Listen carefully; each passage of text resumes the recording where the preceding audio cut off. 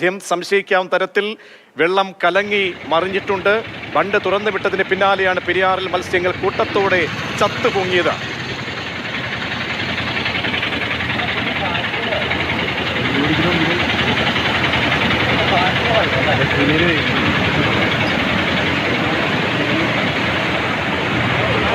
ഗുരുതരമായ ആരോഗ്യ പ്രശ്നങ്ങൾക്ക് ഇടയാക്കുന്ന, നഗരത്തെ മരണപ്പുഴയാക്കുന്ന തരത്തിലേക്ക് ബണ്ട് തുറന്നു വിട്ടതിൻ്റെ ദൃശ്യങ്ങൾ, ആ ദൃശ്യങ്ങളിൽ തന്നെ ആ വിഷമാലിന്യത്തിൻ്റെയും എത്രത്തോളം കാളകൂടത്തിന് തുല്യമാണ് ആ പുഴയിലേക്ക് വമിക്കുന്ന ജലമെന്ന് നമുക്ക് ദൃശ്യങ്ങളിലൂടെ കാണാൻ കഴിയും. പതഞ്ഞൊഴുകുകയാണ്, പതഞ്ഞ് ആ വിഷമാലിന്യങ്ങളാൽ ആ പുഴ അങ്ങനെ മലിനമാകുന്നു. അതിൻ്റെ ഏറ്റവും പുതിയ ദൃശ്യങ്ങൾ, ഇതിൻ്റെ അനാസ്ഥ, കൊടിയ അനാസ്ഥ, ഗുരുതര പിഴവ്, ഇതൊക്കെ തന്നെയാണ് ഇനി നമ്മൾ ചർച്ച ചെയ്യപ്പെടേണ്ടത്.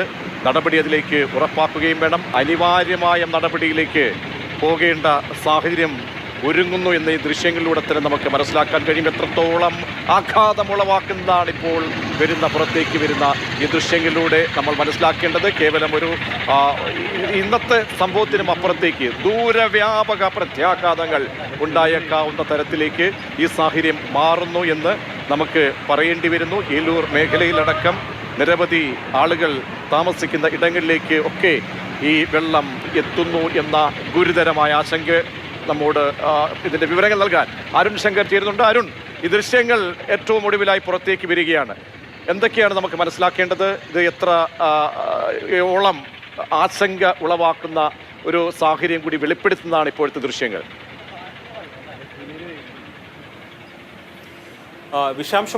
വിഷാംശമടങ്ങിയ ജലം പെരിയാറിലേക്ക് തുറന്നു വിട്ടതാണ് ഈ മത്സ്യസമ്പത്ത് കൂട്ടത്തോട് നശിക്കാനുള്ള കാരണമെന്നുള്ളത് ഇപ്പോൾ വ്യക്തമായിരിക്കുകയാണ്. അതിൻ്റെ ഞെട്ടിക്കുന്ന ദൃശ്യങ്ങളാണ് ഇപ്പോൾ പുറത്തു വന്നിരിക്കുന്നത്. കഴിഞ്ഞ ദിവസമാണ് പാതാളം ബണ്ട് വാട്ടർ അതോറിറ്റി തുറന്നുവിട്ടത്. ഈ തുറന്നുവിടുമ്പോൾ തന്നെ ആ തുറന്നുവിട്ട വെള്ളത്തിൽ രാസമാലിന്യത്തിൻ്റെ സാന്നിധ്യം സംശയിക്കാവുന്ന തരത്തിലാണ് വെള്ളത്തിൻ്റെ നിറം കാണപ്പെടുന്നത്. ഇളം പച്ച നിറവും അതുപോലെ തന്നെ വെള്ള നിറവും അടങ്ങിയതാണ് ആ തുറന്നുവിട്ട വെള്ളം. ഈ വെള്ളം ഒഴുകി താഴോട്ട് എത്തിയതാണ് മീനുകൾ കൂട്ടത്തോടെ ചത്തുപൊങ്ങാൻ കാരണമായത് എന്നുള്ളതാണ് ഇപ്പോൾ മലിനീകരണ നിയന്ത്രണ ബോർഡും സ്ഥിരീകരിക്കുന്നത്. ഇത് സംബന്ധിച്ചുള്ള പരിശോധനകൾ നടക്കുകയാണ്. നേരത്തെ മലിനീകരണ നിയന്ത്രണ ബോർഡ് ഇക്കാര്യത്തിൽ ഒരു ആരോപണം ഉന്നയിച്ചത് ഇറിഗേഷൻ ഡിപ്പാർട്ട്മെൻറ്റ് ഈ ബണ്ട് തുറന്നു വിട്ടത് അറിയിച്ചില്ല എന്നുള്ളതാണ്. പക്ഷേ അങ്ങനെ അറിയിക്കേണ്ട ബാധ്യത തങ്ങൾക്കില്ല എന്നുള്ളതാണ് അവർ വ്യക്തമാക്കുന്നത്. എന്തായാലും ഈ ജലമാണ് ഇപ്പോൾ ഈ ദൃശ്യത്തിൽ കാണുന്ന ഈ രാസമാലിന്യം അടങ്ങിയ ജലമാണ് ഈ മത്സ്യസമ്പത്ത് കൂട്ടത്തോടെ നശിക്കാൻ ഇടയാക്കിയത് എന്നുള്ളത് ഇപ്പോൾ ഏറെക്കുറെ വ്യക്തമായിരിക്കുകയാണ്. പണ്ട് നമ്മൾ കണ്ടിട്ടുണ്ട്, ഏകദേശം അരനൂറ്റാണ്ടിലേറെ 500-ലേറെ തവണയാണ് ഈ മരണപ്പുഴയായി മത്സ്യങ്ങളുടെ ജീവനെടുക്കുന്ന സാഹചര്യങ്ങൾ ഉണ്ടായത്. ബണ്ട് തുറക്കലും മാലിന്യം തണലും അങ്ങനെ തുടർക്കഥയാണ്. നാളുകൾക്ക് മുമ്പുള്ള ഒരു ഭീകര ദൃശ്യം കൂടി പ്രേക്ഷകരിലേക്ക് ഒന്നുകൂടി എത്തിക്കുകയാണ്. ആ ദൃശ്യങ്ങളിലേക്ക് പാതാളം റെഗുലേറ്റഡ് കം ബ്രിഡ്ജിൻ്റെ അകത്തുള്ള പെരിയാറിലെ ഷട്ടർ തുറന്നേക്കേണ്ട കറുത്ത് കരിക്കട്ട പോലുള്ള വെള്ളം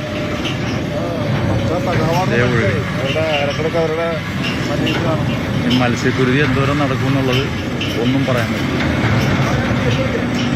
ഉത്തരവാദിത്തപ്പെട്ട സർക്കാർ, ഉത്തരവാദിത്തപ്പെട്ട ജില്ലാ ഭരണകൂടം, ഉത്തരവാദിത്തപ്പെട്ട PCB അവരുടെ മികവാണ് ഈ കാണുന്നത്.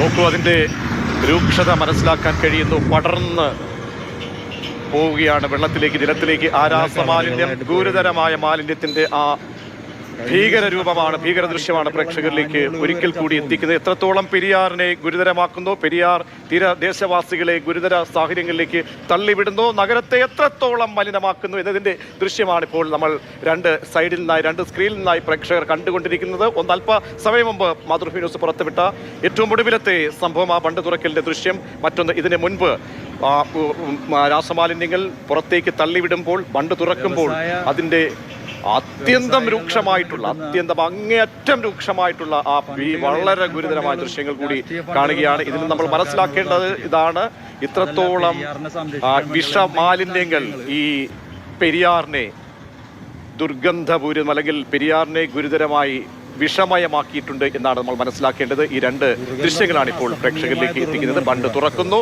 ഒന്ന് അതിൻ്റെ ഏറ്റവും ഒടുവിലത്തെ ദൃശ്യം, മുൻപത്തെ ഒരു ദൃശ്യം കൂടി വരികയാണ്. അരുൺ ശങ്കറിലേക്ക് ഒരിക്കൽ കൂടി പോയ ശേഷം അതിഥികൾ 3 പേർ നമ്മോടൊപ്പം ചേരുന്നുണ്ട്. കെ എൻ ഗോപിനാഥും, ഒപ്പം CR നീലകണ്ഠൻ, ഒപ്പം മുഹമ്മദ് ഷിയാസ് DCC അധ്യക്ഷൻ.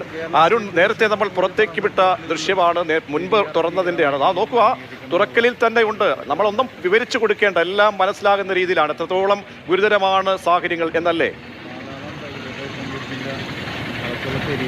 തീർച്ചയായിട്ടും ഇത് പെരിയാറിലെ പതിവ് കാഴ്ചയാണെന്നുള്ളതാണ് ഈ ദൃശ്യങ്ങൾ വ്യക്തമാക്കുന്നത്. അതായത് ഇപ്പോൾ മാത്രമല്ല, മുൻപും ഇത്തരത്തിൽ രാസമാലിന്യം അടങ്ങിയ വെള്ളം പുഴയിലേക്ക് തുറന്നു വിട്ടിട്ടുണ്ട് എന്നുള്ളതാണ് ഈ ദൃശ്യങ്ങളിൽ നിന്ന് വ്യക്തമാക്കുന്നത്. അപ്പോൾ ഈ ഏജൻസികളുടെ ഭാഗത്തുനിന്നുണ്ടായ വീഴ്ചയാണ് ഇത്തരത്തിൽ ഇപ്പോൾ മത്സ്യസമ്പത്ത് നശിക്കാൻ ഇടയാക്കിയത് എന്നുള്ളത് ഇതിൽ നിന്ന് വ്യക്തമാവുകയാണ്.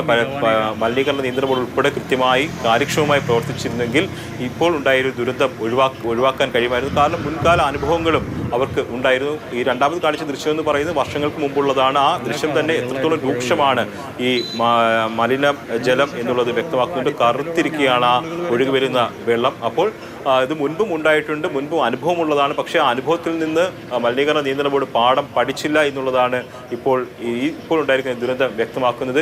ഇനിയും ഇത് ആവർത്തിക്കാനുള്ള സാധ്യതയാണ്. നിലവിൽ പല അന്വേഷണങ്ങളും പ്രഖ്യാപിച്ചിട്ടുണ്ട്, പല നടപടികൾ എടുക്കുമെന്ന് പറഞ്ഞിട്ടുണ്ട്. പക്ഷേ ഇത് പതിവ് പോലെ മുന്നോട്ട് പോകും. പിന്നീട് ഈ അന്വേഷണവും ഒക്കെ പ്രഹസനമായി മാറും. ഒരു നടപടികളും എടുക്കാൻ പോകുന്നില്ല. ഇത് പറയാൻ കാരണം മുൻപുള്ള അനുഭവമാണ്. മുൻപ് ഇത്തരത്തിലുള്ള സംഭവങ്ങൾ ഉണ്ടായപ്പോൾ ഇത്തരത്തിൽ നടപടികൾ എടുക്കുമെന്നും കമ്മിറ്റികൾ രൂപീകരിക്കും, അന്വേഷണം നടത്തുമെന്നൊക്കെ പറഞ്ഞിരുന്നു. പക്ഷേ അതൊന്നും ശാശ്വതമായി പരിഹാരത്തിലേക്ക് വന്നില്ല. ഇപ്പോഴും അത് തന്നെ നടക്കാനാണ് മുൻകാല അനുഭവം എന്ന് വ്യക്തമാകുന്നത്. എന്തായാലും ഇതിൻ്റെ ദുരിതം അനുഭവിക്കുന്നത് ഈ മേഖലയിൽ താമസിക്കുന്ന ജനങ്ങളാണ്. അവരുടെ നിത്യവൃത്തി ബാധിക്കുന്ന വിഷയമാണ്. കൂട്ടത്തോടെ മത്സ്യം ചത്തുപൊങ്ങിയത്. കൂടൊക്കെ ലക്ഷക്കണക്കിന് രൂപ ചെലവഴിച്ച് കൂടൊക്കെ വെച്ചിട്ടുള്ളവർക്ക് വലിയ തിരിച്ചടിയാണ്. അവരുടെ വരുമാനം പോലും നിലച്ചു പോകുന്ന ഒരു അവസ്ഥ ഉണ്ടായിട്ടുണ്ട്. അതോടൊപ്പം തന്നെ മറ്റു മത്സ്യത്തൊഴിലാളികൾക്കും തീർച്ചയായും അരുൺ ശങ്കർ ചൂണ്ടിക്കാട്ടിയതുപോലെ ദീർഘകാലം നീണ്ടു നിൽക്കുന്ന ഇതിന്റെ പ്രത്യാഘാതങ്ങൾ, അനുരണനങ്ങൾ അത് മനസ്സിലാക്കണം. പ്രിയപ്പെട്ട നമ്മുടെ കൊച്ചിയിലെ സഹോദരങ്ങളെ ഇഞ്ചിഞ്ചായി കൊല്ലാൻ ഇനി അനുവദിക്കാനേ പാടില്ല.